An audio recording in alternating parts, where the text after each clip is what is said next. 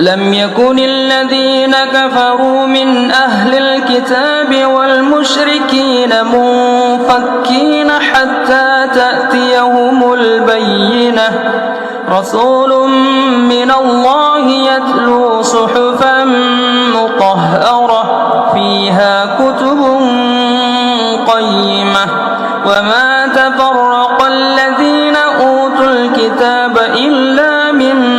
بعد ما جاءتهم البينة وما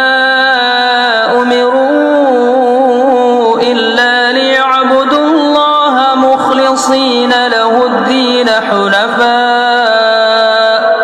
حنفاء ويقيموا الصلاة ويؤتوا الزكاة وذلك دين القيمة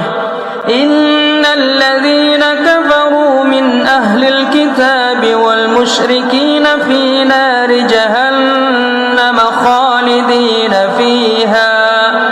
أولئك هم شر البرية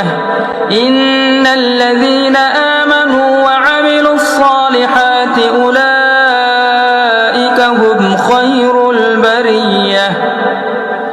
جزاؤهم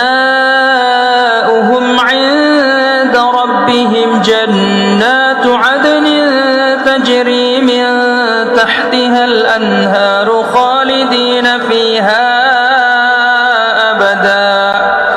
رضي الله عنهم ورضوا عنه ذلك لمن خشي